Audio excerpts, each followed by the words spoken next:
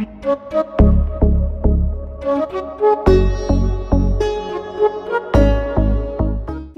Book of life में आपका स्वागत है। मैं हूं आपके साथ सुमन पाल और मेरे साथ मौजूद है डॉक्टर कुमार प्रशांत मानव जी। आपका बहुत बहुत स्वागत है बुक ऑफ लाइफ में। धन्यवाद, नमस्कार जी।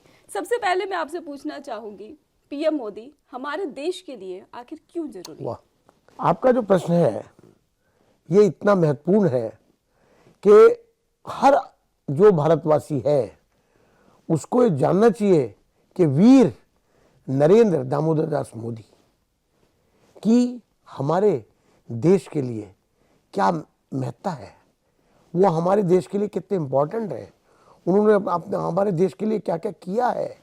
हम इस बात से अनभिज्ञ हैं और अगर थोड़ा बहुत जानते भी हैं तो उदासीन हैं। हम ये नहीं समझ पाते कि मोदी जी का योगदान हमारे देश के लिए कितना है। आप ये देखिए कि वो आदमी, मैं तो उस आदमी को कहता हूं कि वीर नरेंद्र दामोदर दास मोदी एक शेर है, एक ईमानदार व्यक्तित्व, एक देश हित में सोचने वाला, एक महान पुरुष, एक योगी, एक सन्यासी, एक महर्षि।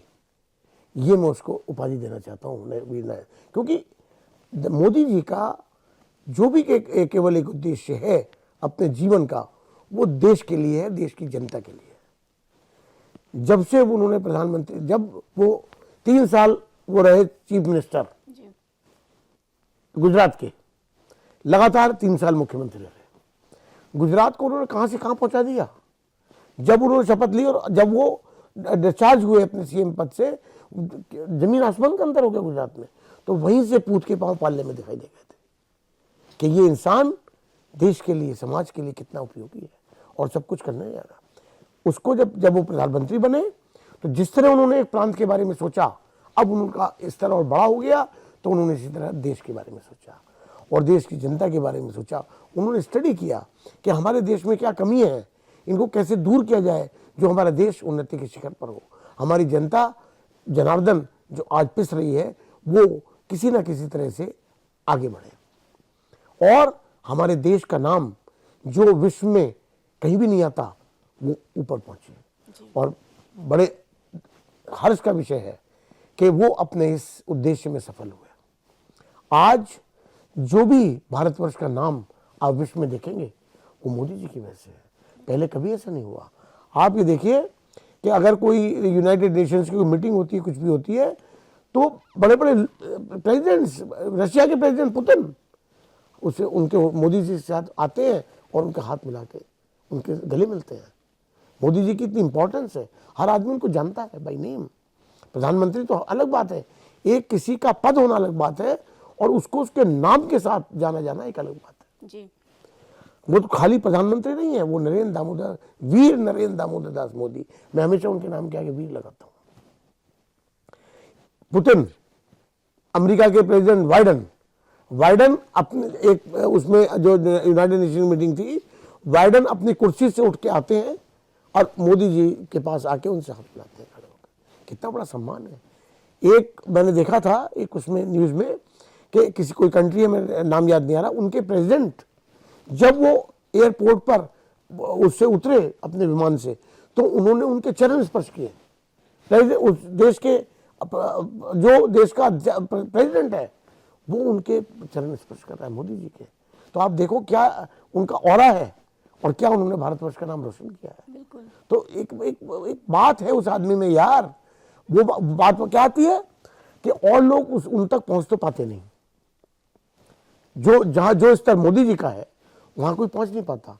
तो क्या होता है, जब बिल्ली के को अंगूर नहीं मिले तो अंगूर खट्टे, वो वाली कहावत चरितार्थ होती है कि लोग वहां तक तो मोदी तक तो पहुंच नहीं पाते, तो उनसे जलना, किलसना, उनकी बुराई करना, उल्टी सीधी बातें करना और यहां तक कि गाली गलौज तक भी आ जाते हैं, जो बहुत ही शर्मनाक बात है।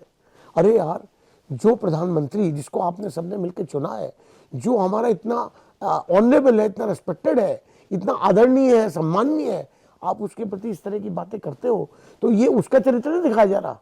वो तो अपनी जगह वही ऊंचे हैं, लेकिन इससे आपका चरित्र एक्सपोज हो रहा है कि आप किस प्रकृति के हो। जो अपने प्रधानमंत्री को, जो चुनाव प्रधानमंत्री है और जो देश के लिए इतनी कुर्बानी कर रहा है, उसको आप गाली बक रहे हो, उसके बुराइयां कर रहे हो। और तो और जब इलेक्शन होता है आप देखिए कि मोदी जी के खिलाफ पूरी लॉबी तैयार हो जाती है। सारी राजनीतिक पार्टियां जो अपोजिट हैं, जो भी अपोजिशन पार्टीज हैं, सारी इकट्ठी हो जाती हैं। हालांकि किसी के कोई विचार नहीं मिलते आपस में, सब एक दूसरे लड़ते रहते हैं, लेकिन मोदी जी के नाम पे सब इकट्ठे हो जाते हैं और सारे इकट्ठे होकर उनके खिलाफ इलेक्शन लड़ते हैं। यानी कि अब आप देखो मोदी जी का जलवा कि एक मोदी की वजह से, एक मोदी, उसकी वजह से सारी पार्टी इकट्ठी हो रही है। और हो किस लिए रही है? मोदी जी को हराने के लिए। उनका एक ही उद्देश्य है, मोदी जी को हराना। जबकि कितने बड़े दुख की, यार मैं तो कहता हूं बड़े दुर्भाग्य की बात है कि भारत जैसे जो उन्नति के अभी रास्ते पे है देश, उसके बारे में अगर सारी पार्टी जो इकट्ठी होती हैं वो भारत की उन्नति के बारे में सोचें, यहाँ की जनता को किस तरह से हम उपलब्धि कराएं, कैसे उनका सहयोग करें, कैसे उनकी सहायता करें, किस तरह हम गरीबों को ऊपर उठाएं, किस तरह उनके स्तर को ऊपर उठाएं, उनके लिए कुटीर उद्योग खोलें, उनके लिए और स्कीम लाएं, जिससे कि ऐसे ऐसे बेचारे बच्चे हैं गरीबों के जिनको फीस ना होने की वजह से पढ़ नहीं पाते, कोई ऐसा बनाए। हमारे यहाँ एजुकेशन और मेडिकल सिस्टम सबसे महंगा है, जबकि मेरा कहना यह है कि मेडिकल और एजुकेशन ये हर कंट्री में फ्री होनी चाहिए, क्योंकि ये नेसेसिटी है, ये आवश्यकता है। तो इसको भी आप इतना महंगा कर दोगे तो एक आम आदमी के पहुंच से बाहर हो जाएगा। ये एक स्कूल की फीस, प्राइवेट स्कूल्स की फीस 25-25 हजार महीना जा रही बच्चों की, 25 हजार रुपये तनख्वाह नहीं मिलती लोगों को। तो क्या है ये? तो आप ये देखो ना, धीरे धीरे वो आदमी कर रहा है, तो आप उसको, मैं ये कहता हूं, देखिए एक इंसान होता है, इंसान है, ईश्वर नहीं है। केवल ईश्वर ही वो है जिसके अंदर कोई गलत बात नहीं है या कोई गलती नहीं है या कोई बुराई नहीं है।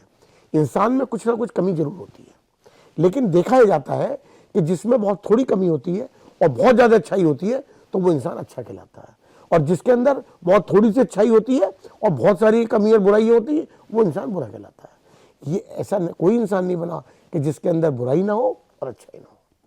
तो आप उनकी अच्छाई देखो, आप देखो मोदी क्या कर रहे हैं, आप क्यों उनके खिलाफ हो यार? आप क्यों उन्हें हराना चाहते हो? क्या आप कैपेबल हो कि आप बनने के बाद मोदी जैसे काम कर पाओगे? सिर्फ उनको हराने के लिए इकट्ठे होते हैं। लानत है, मैं नहीं समझता। उनको तो इस उद्देश्य के लिए इकट्ठा होना चाहिए, हमें देश को ऊपर उठाना है, हमें देश की उन्नति करनी है, उसके लिए इकट्ठे हो रहे इकट्ठे मोदी जी को हराने के लिए। बताइए कितने अफसोस की बात है। मोदी जी का योगदान देखो देश के लिए, क्या क्या नहीं किया। आयुष्मान कार्ड योजना, जिसके अंदर 5 लाख का फ्री इंश्योरेंस सब गरीबों को दिया। आयुष्मान कार्ड से आप कहीं भी एडमिट हो सकते हैं, सब फ्री इलाज होगा आपका। और इस अभी गुजरात में एक बहुत बड़ा हॉस्पिटल बना है हार्ट का, अब तक करीब आप ये समझिए 7 लाख लोगों का वहां ट्रीटमेंट हो चुका है, और खर्चा क्या हुआ अभी तक? केवल 1.5 लाख रुपए। मतलब इस तरह के स्कीम्स, इस तरह का और उन्होंने देखिए, एक चीज क्या गिनाऊं, उनके तो असंख्य चीजें हैं, अनगिनत है जो उन्होंने काम किए हैं। मैं किस किस को गिनाऊंगा, इसी में पूरा एपिसोड निकल जाएगा। तो मैं ये कहता हूं कि उनकी उपलब्धियों को देखो, वो देश, उनकी मंशा को देखो। मेरी मंशा क्या है ये देखना जरूरी है। मेरे एक्ट तो वहीं दिखाई देंगे जब मेरी मंशा दिखाई देगी आपको। अगर आपको लगेगा कि मोदी जी देश के लिए सोचते हैं, देश की जनता के लिए सोचते हैं, तो आपको उनके सारे एक्ट वैसे ही लगेंगे। लेकिन आपका तो इरादा केवल मोदी जी को नीचे गिराना है, उनकी बुराई करना है। अरे भैया, नरेंद्र दामोदर मोदी का जलवा अलग ही है, उनका और अलग ही है। मैं तो उनसे इतना प्रभावित हूं, मैं इतना प्यार करता हूं मोदी जी से कि मैंने इसी अपनी भावना के वशीभूत होकर, जब 2000 मैं ऑस्ट्रेलिया रहता हूं, ऑस्ट्रेलिया का नागरिक बन चुका हूं, लेकिन उसके बावजूद मेरा मोदी से बहुत प्यार है, मेरा भारत देश से बहुत प्यार है। और मेरे भारत देश को जो ऊपर उठाता है, जिसको भारत देश से प्यार है, उससे मुझे प्यार है। क्योंकि मोदी उस कैटेगरी में आते हैं कि वो भारत देश को ऊपर उठाना चाहते हैं, तो मैं मोदी को प्यार करता हूं, सम्मान करता हूं। और मैं तो बल्कि ये चाहता हूं कि मोदी अभी आगे 100 साल तक देश के प्रधानमंत्री बने, और मेरी जो बची हुई उम्र है वो भी उनको लग जाए, क्योंकि उससे वो देश का भविष्य बनेगा, संवरेगा, संवर रहा है और आगे संवरेगा। उन्हें मौका दो काम करने का यार। उनकी टांग खींचते रहोगे, क्या मिलने वाला है? मौका तो दो काम करने का मौका दोगे तो आप देखोगे कि वो क्या करता है। तो मैं ये कहता हूं कि मोदी जी के महत्व को समझो। हमारे यहाँ सबसे बड़ी कमी क्या है लोगों में, कि जब कोई भी महान पुरुष, महान आत्मा हमारे बीच में होती है, हम उसे पहचान नहीं पाते। हम उसकी बुराइयां करते हैं, बिल्कुल। हम उसको उसकी हर बात को गलत साबित करने की कोशिश करते हैं। लेकिन जब वो मर जाता है, चला जाता है, तब उसकी मूर्ति बना के उसकी पूजा करते हैं। ये शुरू से होता रहा है। आज राम के मंदिर बने, राम की मूर्ति की पूजा हो रही है। जब राम थे तब उनकी वो इंपॉर्टेंस थी नहीं। जब वो सीता को लेके आए रावण को जीत के मारने के बाद, तो लोगों ने, वही अयोध्या वालों ने कहना शुरू कर दिया कि राम क्या है, ये तो 14 साल इसकी बीवी वहां रही, अरब उठा के ले आए। उनकी पवित्रता पे संदेह करने लगे। तो वो उस राम को, जिस राम का कोई मुकाबला ही नहीं, वो जैसा तो कोई हुआ नहीं आज तक, ना होगा, उसकी भी वहां उस टाइम बुराई होती थी। और अब क्या करते हैं, अब मूर्ति बना के उसकी आरती गाते हैं, पूजा करते हैं। जबकि होना क्या चाहिए कि उसके राम के आदर्शों को, राम ने जो किया है वो अपने जीवन में आत्मसात करें, तभी आपका जीवन बन सकता है। अदरवाइज कुछ नहीं होने वाला। मूर्ति पे आप माला चढ़ा लो, मूर्ति की आप पूजा कर लो, वो कुछ नहीं होने वाला। पहले जब तक वो जिंदा है उनके महत्व को समझो, उसके बाद जब वो जाते हैं तो जो उनकी किए गए करते हैं, जो उनके आदर्श है, वो अपने जीवन में आत्मसात करिए। ये फायदा है उसका। अगर हम पीएम मोदी के योगदान की बात करें तो अभी तक कितना योगदान उनका देश के प्रति देखने को मिला है? मैंने अभी आपसे कहा कि उनके योगदान की तो इतनी बड़ी लिस्ट है कि अगर मैं उसे कहना शुरू कर दूंगा तो आप ये समझिए कि ये एपिसोड ही कम हो जाएंगे। प्रधानमंत्री की वो है, हर दवाएं जीवन रक्षक कितनी महंगी है। 300 400 का एक पत्ता आता है हाई ब्लड प्रेशर का, शुगर का। और उनके यहाँ जो उन्होंने प्रधानमंत्री का वो खोला औषधि केंद्र, प्रधानमंत्री औषधि केंद्र, उसके अंदर वही पत्ता 40 रुपए का मिलता है। कितना बड़ा योगदान है। पैसे सारे, पहले कैश ट्रांजेक्शन होती थी, कैश लोगों लेके घूमना पड़ता था, सारी कैश खत्म हो गया। कार्ड रखिए या यूपीआई आ गया, गूगल पे आ गया, खड़ाक से आप कितने लाख एकदम ट्रांसफर कर दीजिए, कैश रखने की जरूरत ही नहीं है। क्योंकि उन्होंने देखा कि कैश में ज्यादा संभावना है बेईमानी की, भ्रष्टाचार की, करप्शन की। उनको करप्शन रोकना है, इसलिए उन्होंने ये धीरे धीरे कैश का सिस्टम खत्म कर दिया कि जब ये कार्ड से होगी, जब ये ऑनलाइन होगी, तो करप्शन अपने आप खत्म हो जाएगा। तो यही कारण रहा था जब नोटबंदी की गई। यस, यही कारण रहा। पहले देखिए 1000 का नोट बंद किया, 500 का चलता रहा। वैसे तो हमारे कंट्री में 500 का नोट है, बाहरी कंट्रीज में 500 का नोट नहीं है। जो अच्छे कंट्रीज है यूरोप वगैरह में, वहां तो केवल $100 चलते हैं, $100। 100 से $500 का नहीं है। लेकिन जो और कंट्री, चाइना वगैरह, वहां तो 5-5, या ये आप ये समझिए इंडोनेशिया, वहां तो 1-1 लाख रुपए का नोट है, वो छोड़िए। लेकिन जो अच्छे कंट्री हैं उनमें 100 से ज्यादा नहीं होता। तो हमारे यहाँ जो 1000 का नोट बंद किया, उसका यही रीजन था कि लोगों के पास ब्लैक मनी थी 1000 की, वो खत्म करनी थी, इसलिए वो खत्म कर दिया उसको। फिर 2000 का चालू किया, और देखिए फिर 2000 खत्म कर दिया। तो लोगों ने 2000 जोड़ने शुरू कर दिए, वो खत्म कर दिया। तो उनके ये एक एक चीज यार देखने लायक है। ऐसे ऐसे कानून पास कर दिए। धारा 370 कश्मीर का एक, ये समझिए नाक में नकेल थी, वो कभी पूरी नहीं हुई, को कर ही नहीं पाया, करना नहीं चाहा। लेकिन इन्होंने 1 मिनट में करके हाथ दिया। और आज कश्मीर की देखिए क्या प्रोग्रेस हो रही है। पहले कश्मीर एक बिल्कुल इस तरह से था जैसे किसी का ऐसा बच्चा हो जो सौतेला हो और पड़ा हुआ एक तरफ। तो उनके क्या मैं गिनवाऊं उनके काम।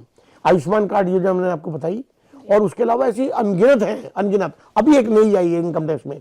मैं चूंकि इनकम टैक्स का लॉयर हूं, इसलिए मेरी जानकारी में आया है कि अब उन्होंने नई स्कीम ऐसी ला रहे हैं कि 75 साल से ऊपर जो वरिष्ठ हमारे नागरिक हैं उनको इनकम टैक्स नहीं देना पड़ेगा जी। उनको इनकम टैक्स के नक्शे दाखिल करने की जरूरत नहीं होगी। कितनी बड़ी बात है ये। और जो बैंक में टीडीएस कटता है उनकी जमा पे, उनके उस पे एफडीआर पे, उनके और चीजों पे, वो टीडीएस भी नहीं कटेगा। उन्हें फॉर्म नंबर 12BB एक नया फॉर्म इंट्रोड्यूस किया है, वो फॉर्म उनको भर के बैंक में देना होगा। तो उनको आधार कार्ड, पैन कार्ड उनका लगा हुआ है, उनको नहीं देना होगा। तो अब आप देखिए, मतलब वो जनता के बारे में सोच रहे यार। आप जनता के बारे में देखो तो सही। आपको तो अपनी कुर्सी प्यारी है, बस कुर्सी चाहिए, कुर्सी नहीं मिल रही तो आप लड़ रहे हो। अरे कुर्सी की पार की जरूरत नहीं है, कुर्सी तो अपने आप मिल जाएगी। बिन मांगे मोती मिले, मांगे मिले भाई। कुछ करो तो सही देश के लिए, समाज के लिए और जनता के लिए। मोदी कर रहे हैं। मैंने मोदी को इतना प्यार की वजह से, जब मैं ऑस्ट्रेलिया गया 2019 में, मैंने अपने खून से पत्र लिखा था मोदी जी को, अपने खून से।